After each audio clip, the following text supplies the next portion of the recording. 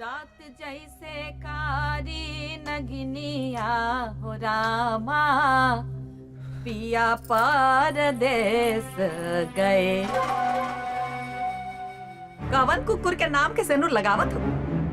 भुला गईले काल रात भैया जी ओकर का हाल कइले? अब ले तो ओकर लाश के सियार नोच के खा गई। तोहरे जैसन कोठा वाली का जाने सेनूर की ताकत। यही सेनूर की ताकत से सती सावित्री यमराज से लड़ गईलन, आपन सुहाग के बचा लेलन। ई खाली सेनूर है ना, एगो सुहागन के विश्वास है जोना से स्वयं भगवान भी डरेलन।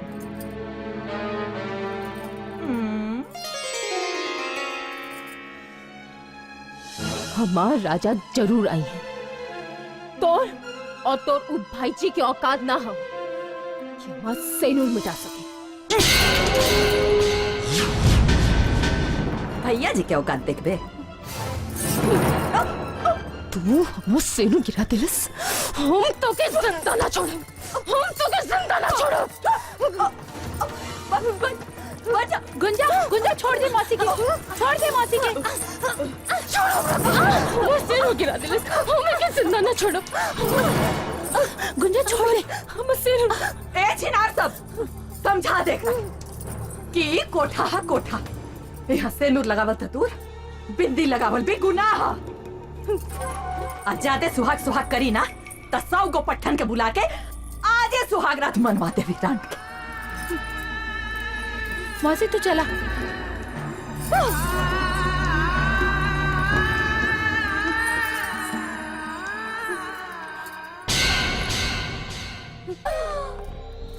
अरे ललनिया ई के है? ये शेख साहब का पर्सनल है। इसको भैया जी बोले हैं गुंजवा के रूम में रखने के लिए। ओए होए होए, एक नंबर के नमूना हा। अरे गुड्डी जी मौसी ले जाए करे। ठीक बा चला। रतिया कटता मोरी अंगिया हेराइल, केसिया बिखर गईल बिंदिया हेराइल। गुंजा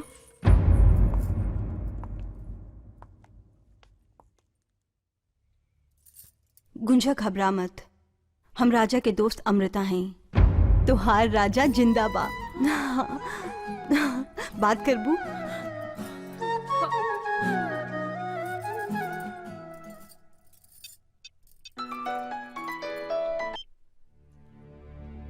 हेलो हेलो राजा। राजा हम अमृता बोलत हैं। भैया जी के स्टिंग ऑपरेशन करे खातिर लाइल रहनी है जा, लेकिन खुदे फंस गईली। ये लोग काल हमके दुबई भेजत बाड़े। ए टाइम हम तोहार पत्नी के पास कोठा पर बानी। ला बात कर ला। ला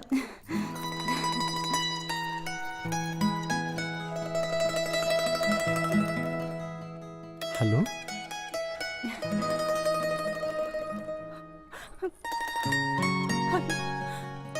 कैसन बाड़ू? हमके याद करेलू कि ना?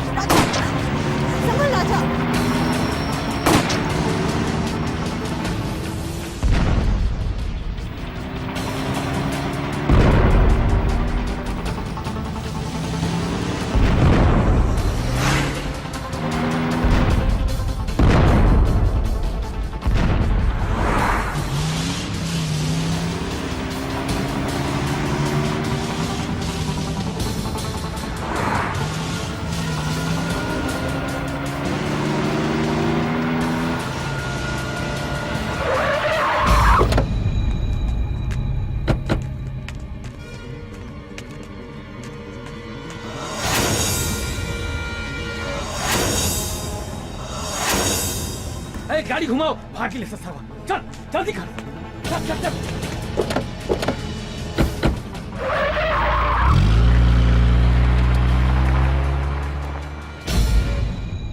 आवा राजा, आवा। हेलो सर। आइए बैठिए। Thank you. नमस्ते। सर ई हमार दोस्त राजा है। जी। गुड। सर ई लें क्लिप, ई में बूटन के काली करतूत का फुटेज है। ओह वेल डन। बूटन की करतूत, हमें तुमसे यही उम्मीद थी। अब देखा भैया जी के लंका के कैसे हम तास नहस करत बानी। थैंक यू सो मच सर। ओके राजा अब हमने की चिंता करे के कोनो जरूरत नहीं के, बाकी भैया जी से अब चैनल निपट ली। अच्छा सर अब हम चलत बानी। ओके थैंक यू सो ध्यान मच से। सर। चला राजा।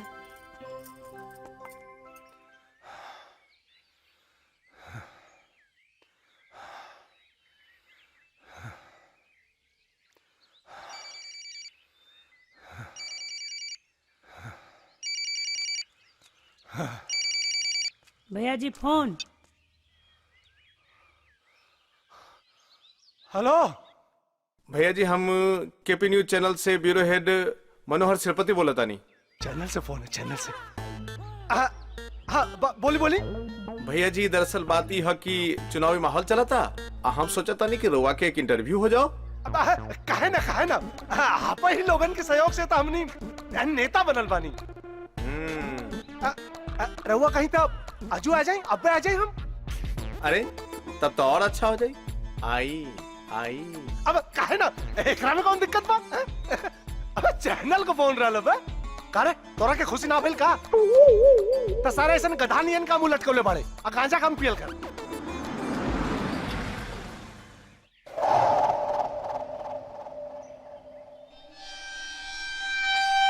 प्रणाम सर। आइए आइए आइए बढ़िया। बैठिए ना। आप हमारे चैनल आए ये तो हमारा सौभाग्य है।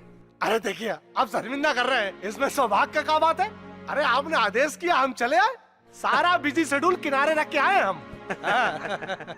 दरअसल बूटन भाई वो क्या है कि मैं चाहता हूं कि आपके इंटरव्यू के बीच में आपके द्वारा किए हुए काम का कुछ वीडियो भी जनता को दिखाया जाए। बहुत अच्छी बात है? दिखाइए दिखाइए। हाँ ये लीजिए लीजिए। जरा ऐसे कर दीजिए। हम न कौनो पालनहार हैं, न कौनो मसीहा, हम सेवक हैं जनता के, आप सबके सेवक। और ये जवन कुछ भी हो रहा है। और अब देखिए एक और वीडियो हम इससे भी अच्छा है का? अरे दिखाइए दिखाइए। ये देखिए। वाह, अरे गाना बजाना भी।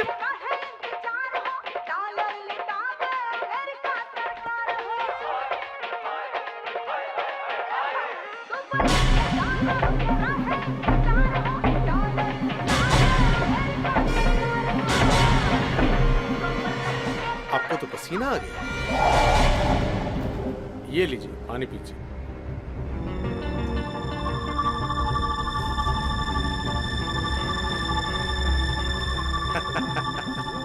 बूटन भाई ये चैनल तो आप ही लोगों के आशीर्वाद से चलता है, और ऐसे भी मैं इतना दरिंदा नहीं हूं कि आपका ये वीडियो जनता को दिखाकर आपका राजनीतिक कैरियर चौपट कर। लेकिन क्या है कि चैनल की भी अपनी कुछ मजबूरी होती है, और ऐसे भी इस वीडियो को बनाने में कुछ ज्यादा ही खर्चा हो गया है। कीमत बोल। 2 करोड़।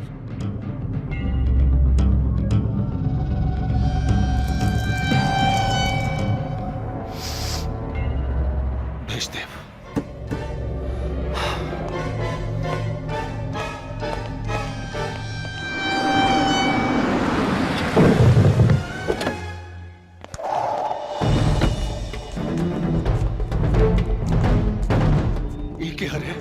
भैया जी यू है बनारस वाला एजेंट है जो लौंडिया के सिख वाला पार्टी में भेजले रहे। छोड़ देख रखे, हमरा क्यों लौंडिया चाहिए? हमरा क्यों टीवी वाली लौंडिया चाहिए साले? आज अभी अभी चाहिए वो लौंडिया। नमस्कार, ये है बच्चों का पार्क।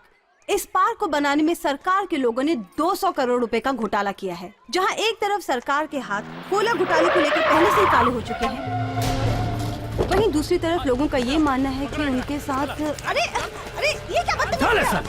छोड़ छोड़ छोड़।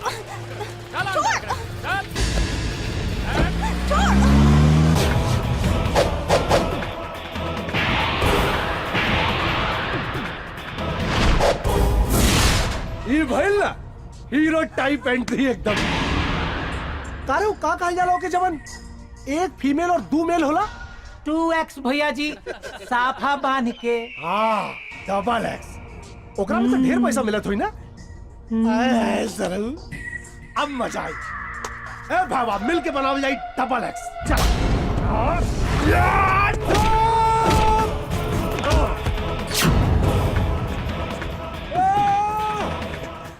अरे साला, ये क्या हो गइल रे?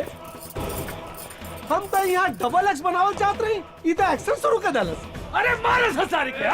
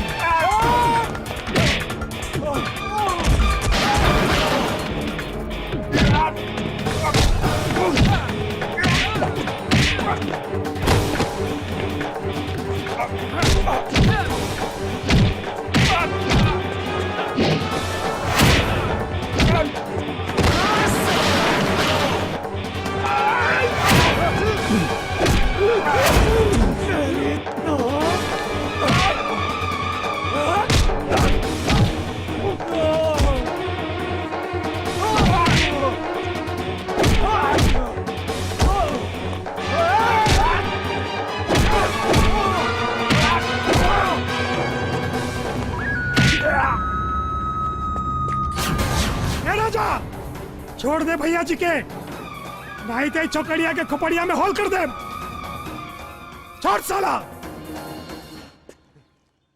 ले छोड़ दहनी, उड़ा दे खोपड़िया, उड़ा दे।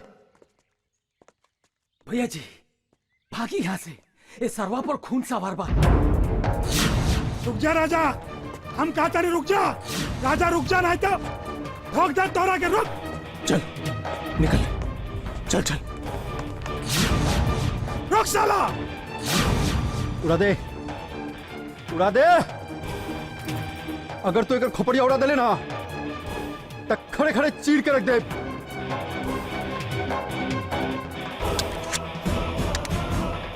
मार साले।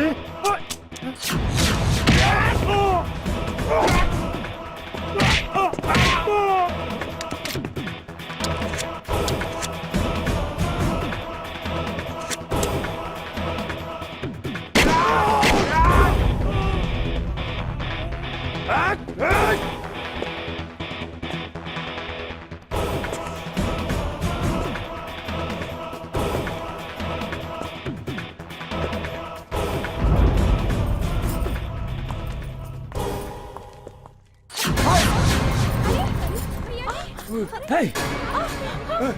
बंद कर खिड़की दरवाजा। अब बंद कर, बंद कर। ए साला, घर में लागल हाल और मेहरारू मांगे चुम्मा।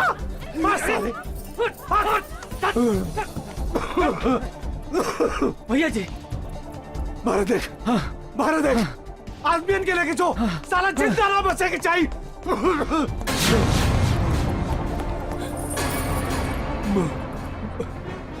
आवता तोर मजनू आवता, साला के खोपड़ी उड़ा दे। देख लिए।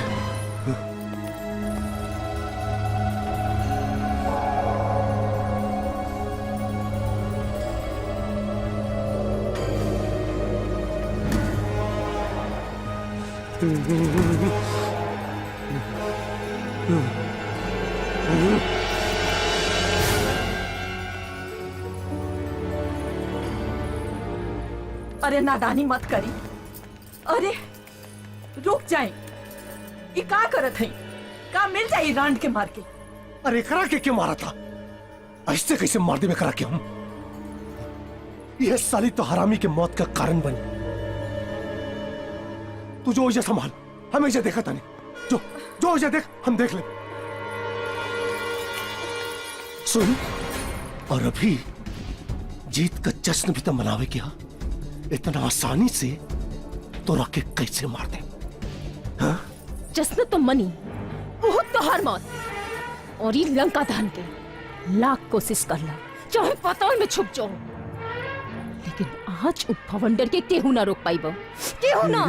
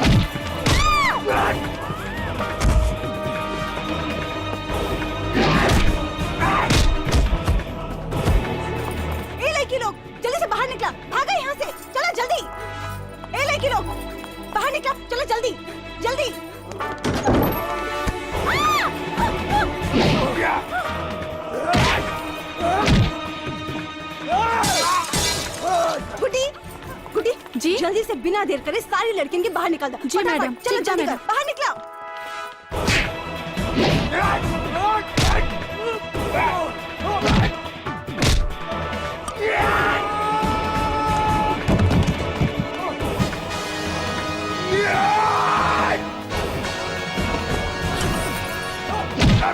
तेरी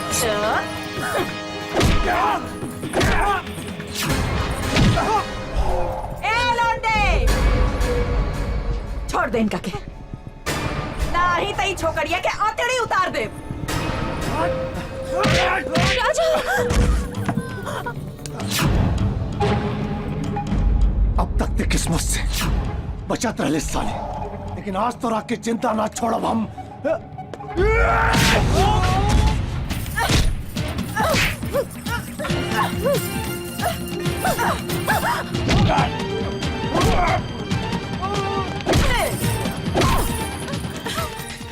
चलो चलो चलो चलो जल्दी जल्दी। सब लड़की बाहर निकल गई? जी पक्का? जी चलो। हाँ पक्का। चलो जी जी हाँ चला। भूषण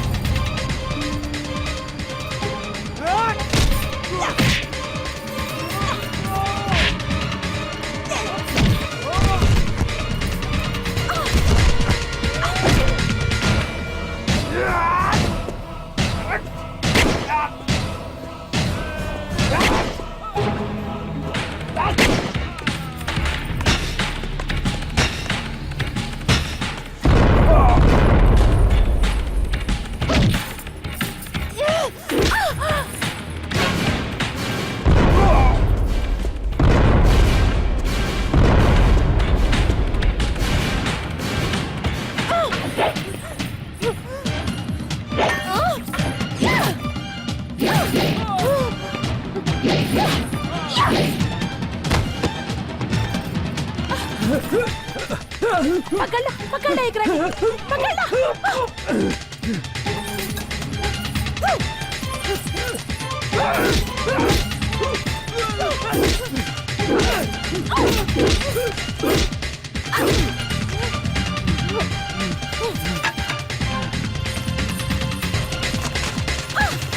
मार एक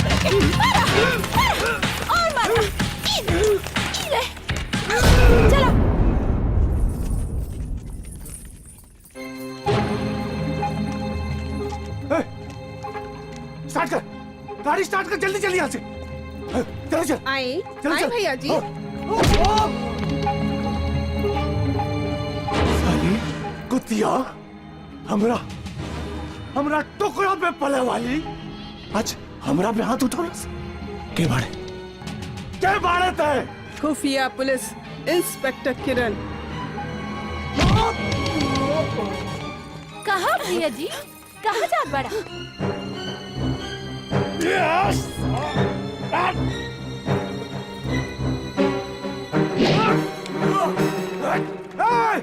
मार दे, क्यों ना आई? सबके मार दे।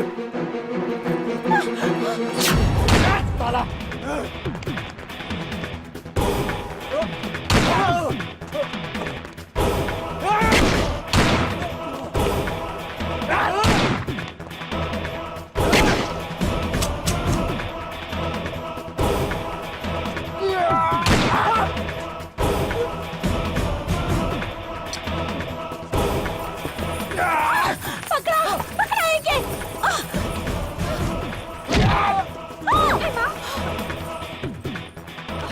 अरे अरे रे, पकड़ा पकड़ा पकड़ा, कहाँ है गदारुआसी? छोड़ अपना रखे, बांधा एक रखे।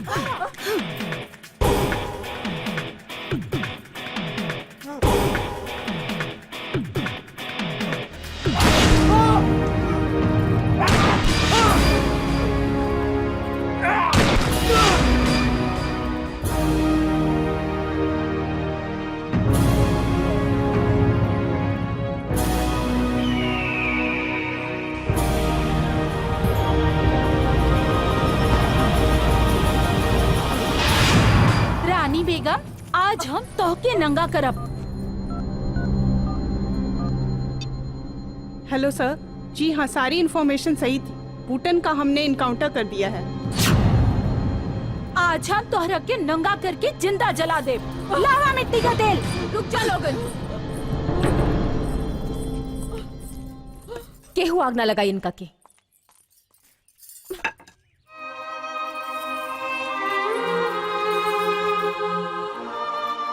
एगो औरत होला के बाद भी अगर ई औरत के फर्ज भुला देलस तो का तू लोग भी अपन फर्ज भुला देबो? अरे औरत तो प्यार, ममता, त्याग की परी मूरत होकेला। हम जानतानी कि ई औरत होके सारी जिंदगी औरत के सोसर कैली हा, लेकिन ई ओही खातिर तक गुंजा एकर विनाश होके रही। ना गुड्डी ना, हमने के केहू ना है इनका की सजा देवे वाला। आपन गुनाह के पश्चाताप कैल ही अपने आप में बहुत बड़ सजा होकेला। छोड़ दे इनका के।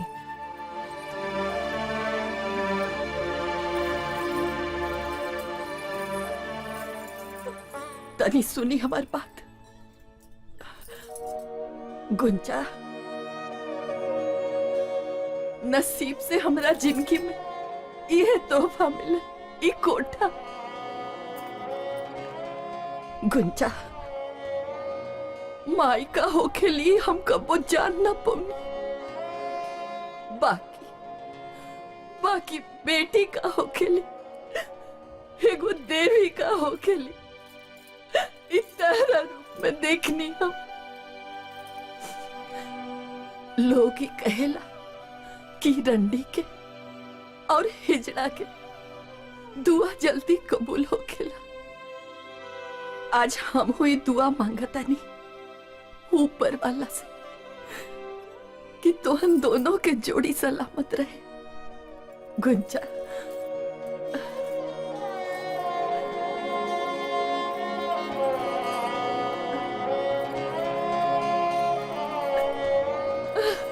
चलिए मैडम।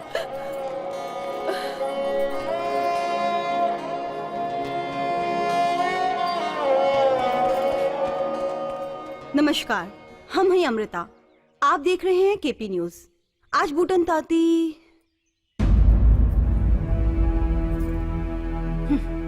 नहीं, आज से कौनो रिपोर्टिंग ना करब। नहीं अमृता, मुझे अफसोस है कि मैंने बूटन जैसे मक्कार और बेईमान आदमी के हाथों अपने ही चैनल को बेच दिया। लेकिन मैं चाहता हूं कि तुम इस चैनल की जिम्मेदारी को संभालो, क्योंकि तुम जैसे युवा पत्रकार की इस देश को जरूरत है। और रह गई बात इस 2 करोड़ की, तो ये रुपये मैं तुम्हें सौंपता हूं, ताकि तुम इन सारी लड़कियों के पुनर्वास और उसके जीवन के उज्जवल भविष्य के लिए खर्च कर सको।